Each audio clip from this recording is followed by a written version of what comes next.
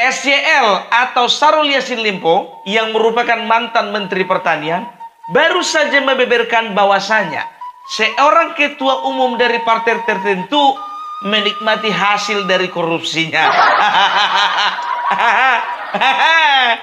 Ketua partai mana? Nggak usah pun kau sebutkan nama ketumnya, itu udah tahu kami semua. Wak jenggot kan? Nggak mungkin si Herlangga Hartarto. Kau partai mana rupanya? Kau kan bukan si kuning, si birunya kan? Rekan-rekan jaksa penuntut umum yang kami hormati, kami cuma minta tolong di Kementerian Pertanian Republik Indonesia, bukan cuma soal ini, bukan cuma soal ini. Saya kira Bapak tahu itulah. Ada impor yang nilainya triliunan rupiah. Baik. Nanti, mohon maaf ya Mulia, kami tambahkan 1 menit. Iya. Nanti saudara sampaikan dalam nota pembelaan saudara. Ada pembangunan drain house di Pulau Seribu, ya, yaitu milik pimpinan partai tertentu yang diduga itu adalah duit dari Kementan juga. Dan ada banyak lagi hal yang lain. Siapa itu Hanang Supangka? Tolong itu juga menjadi perhatian. Saya mengucapkan terima kasih kepada teman-teman JPU atas semuanya. Kita profesional saja. Kami hormat itu. Jadi dalam sidang beberapa waktu yang lalu, ya, si SYL ini menyatakan bahwasanya, ya, seorang ketua umum itu menikmati hasil dari korupsinya. Untuk apa? Untuk membeli sebuah pulau. Itu berarti apa itu? Fantastis itu. Nggak mungkin beli pulau harganya 100 juta. Karena apa? Itu bukan cuma beli tanahnya doang. Ada pohonnya di situ dibeli. Ada binatangnya di situ dibeli. Semua itu milik dia. Berarti itu jumlahnya itu bisa jadi triliunan, kan begitu? Ya kan? Memang di dalam sidang tersebut tidak disebutkan siapa ketua umumnya. Tapi kami tahu inisialnya aja lah, bilang Surya Paloh gitu. Kan nggak mungkin ketua umum PKB kan, sementara kau dari partai mana? Ya, jadi sudah terkuak ya. Jadi sudah terkuak ternyata SYL ini, itulah enaknya ketika seorang yang ditangkap itu berumur usia 70 tahun daripada yang 50 tahun. Kalau yang 50 tahun kayak Harun Masiku masih punya energi dan keberanian untuk lari. Kalau udah umur 70 tahun ini udah linglung dia. Dikiranya semuanya aman-aman saja, ya kan? Tapi ternyata ada yang nggak bisa diamankan. Ya, jadi di sini kita bisa lihat ya bagaimana yang namanya Surya Paloh ini ya bisa dikatakan waktu zamannya Presiden Jokowi ya, dari yang pertama terpilih dan kedua terpilih, Surya Paloh ini bisa dikatakan getolak, bisa dikatakan katanya politik tanpa transaksi, rupanya baru ketahuan. Sebetulnya bukan masalah berapa kursi yang dia dapat dari Jokowi untuk menteri. Bukan itu masalahnya. Masalahnya disalahgunakan. Banyak itu titipan PKB. Banyak itu titipan Golkar. Banyak itu titipan partai yang lain. Tapi kenapa yang menyalahgunakan dari kau rata-rata? Dua lo itu, Menkominfo satu kemarin itu. Iya kan? Berarti udah kenyang, udah kenyang. Itu dia. Jadi bisa dilihat waktu itu juga Jaksa Agung itu bawaannya si Surya Paloh. Jadi kemarin waktu Jaksa Agung dicopot oleh Presiden Republik Indonesia Joko Widodo, mungkin disitulah sakit hatinya si Nasdem, ya, siapa Surya Paloh. Makanya dia mengalihkan dukungan dari dari dukungannya Jokowi, ya. Itu yang pertama. Baru yang kedua, ya. Yang kedua, makanya dia itu bikin Jaksa Agung itu, dia minta mungkin deal-dealan sama Joko Widodo supaya apa? Kita nggak tahu, ini pemikiranku, supaya ada bisa yang membackup dan juga membentengi apa yang dilakukan oleh para kadernya. Udah dicoret-coret itu, ada coret-coretannya itu mungkin. Ya kan? Jadi begitu Jaksa Agung dicopot, yang notabene adalah orangnya Nasdem. Karena apa? Mungkin Joko Widodo sudah tahu ini. Kalau tidak dicopot itu Jaksa Agung, akan kesulitan untuk untuk mencopot yang dua lagi itu menteri itu. Jadi itu makanya aku bilang, jangan kalian katakan Joko Widodo itu benci kepada PDIP. Tidak, dia benci kepada koruptor. Gitu dia, ya kan?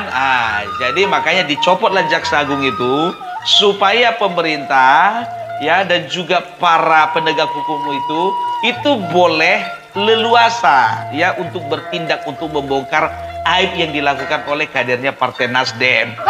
Gitu.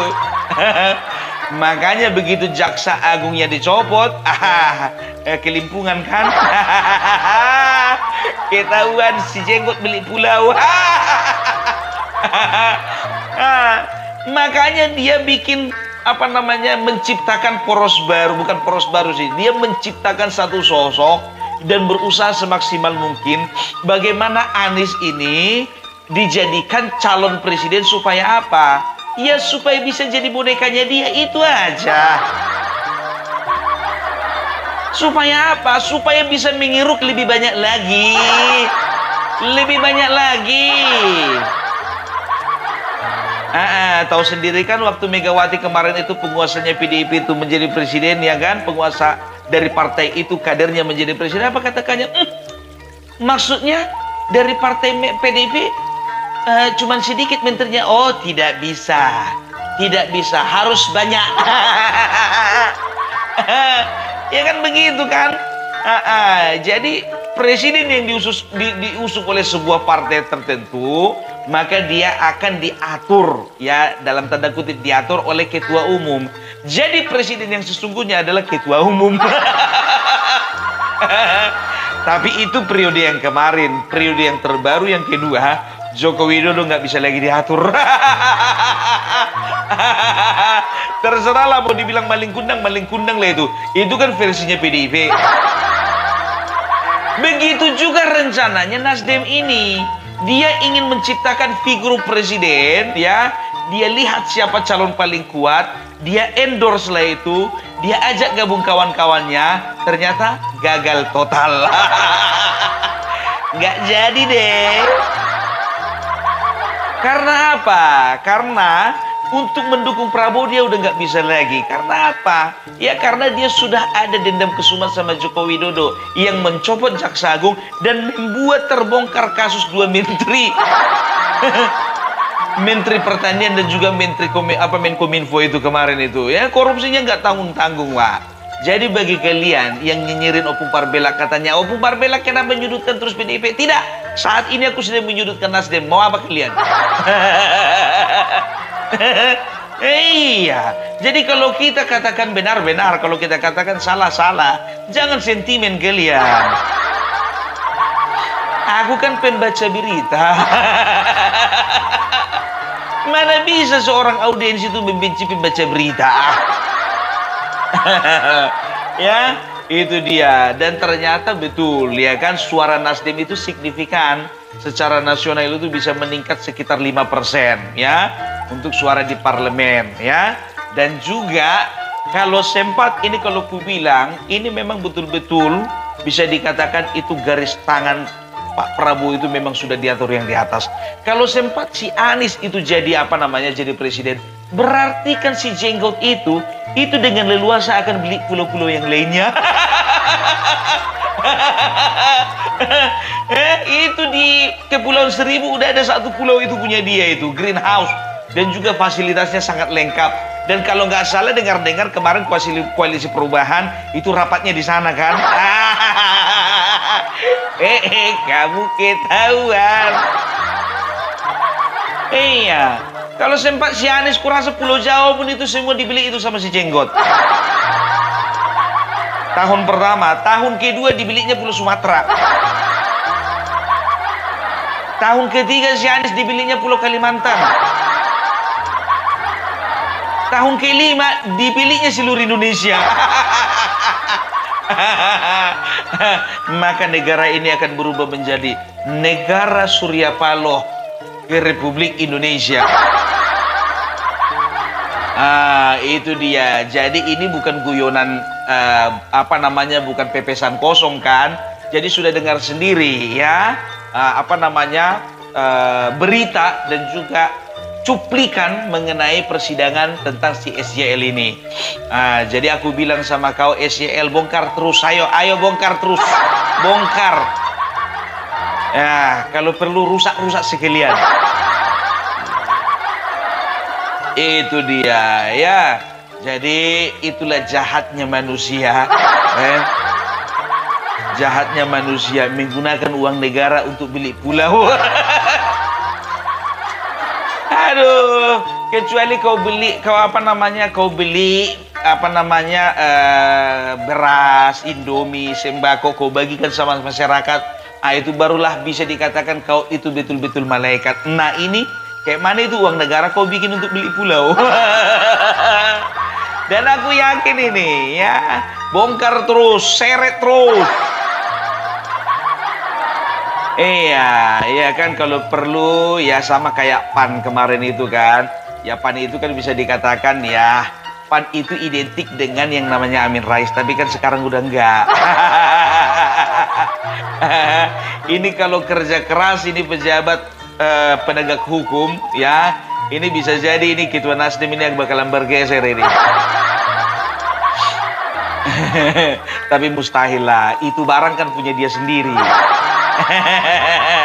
Ya kan, Nasdem punya si Surya Paloh pribadi, Gerindra punya Bapak Prabowo pribadi, ya kan. PDIP itu bisa dikatakan punya siapa itu ya? Ya secara teknis kalau ku tengok ya itu asetnya Ibu Mega, ya kan. Nah itu dia. Tapi kalau Golkar itu kan tidak ada aset pribadi di situ, ya kan. Jadi bisa dikatakan dia agak susah lah untuk menggeser Surya Paloh dari ketua umum. Nggak mungkin itu. Tunggulah dulu itu kalau ku bilang tunggu kiamat lah dulu. Oke, kalau kayak gitu ya. Jadi kalau bisa dikatakan Pak SYL ya, kami katakan jangan bikin kami orang-orang Sulawesi itu kecewa. Aku mewakili orang Sulawesi lah dulu ya, Sulawesi Selatan ya. Sebetulnya banyak yang cinta sama kau, banyak yang sayang sama kau ya. Banyak yang menanti-nantikan bagaimana kinerjamu dulu itu sebetulnya itu yang bisa dikatakan membangun daerah Sulawesi Selatan ya. Mereka rindu saat-saat seperti itu. Yuk perbaiki lagi yuk, walaupun terlambat. Jelaslah 70 tahun Wak, bayar denda. Bukan masalah bayar dendanya itu. Kalau sempat 15 tahun dia di penjara, berarti 15 kali tiup lilin di dalam penjara. Keluar umur 85 tahun. Iya kalau sempat keluar. Kalau sempat meninggal di dalam gimana? Kayak anggota dewan dari Partai Demokrat kalau nggak salah itu asal dari Sumatera Utara, kalau nggak salah siapa?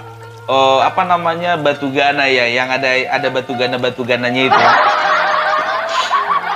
Apa nggak malang kayak gitu, belum keluar dia meninggal. Lupa aku ya, masih di dalam atau sudah keluar ya? Lupa aku ya, cross check aku kalau salah. Ya, jadi sebetulnya kalau aku bilang semua partai nggak ada yang bersih ya. Mau partai PDIP, Golkar, Nasdem, ya semuanya itu bisa dikatakan ada koruptornya itu ya kan. Yang belum ada koruptornya itu Partai Umat, belum itu. Karena belum pernah kebagian kursi. Iya, Partai Nasgornya itu. Iya itu loh, nasional gotong royong. Negoro. Partai Nasgor. Partai Negoro. Punyanya si Faisal Assegaf. Itu bersih itu. Itu belum ada korupsi itu. Karena menjabat pun belum. Makanya kalau kepartaian ini, ya ini secara organisasi nggak ada yang salah. Ya, yang berdosa itu oknumnya. Makanya gue bilang, ya, ketika aku membawakan sebuah informasi, jangan kalian bilang aku mencucuk-cucuk. Nggak ada cucuk-cucuk partai. Aku ini sekarang ini non partai, tidak terafiliasi dengan partai manapun. Aku ini independen, jadi suka-suka aku mau ngomong. Tapi selagi itu tidak menghina, itu bukan hoax, dan itu tidak ada ujaran kebencian di dalamnya, dan tidak ada rasisme, semua sah-sah saja kan.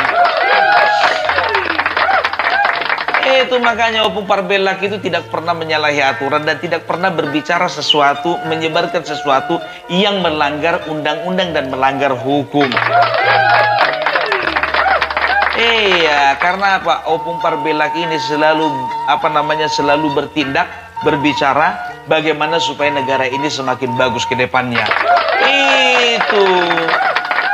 Ya, aku nggak pernah nyinyirin pemerintah, aku nggak pernah nyinyirin partai-partai manapun. Yang ku nyinyirin itu kan oknumnya. Ya sudah, ya kepolisian begitu juga. Kadang-kadang awak senggol, yang awak senggol kan oknumnya, bukan institusi kepolisian. TNI begitu juga, ya. Jadi negara ini perlu untuk dikoreksi satu persatu. Gitu. Iya dong, kita ini kan punya social control.